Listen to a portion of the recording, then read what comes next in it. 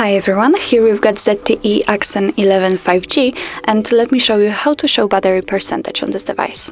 So first of all, let's get into the settings.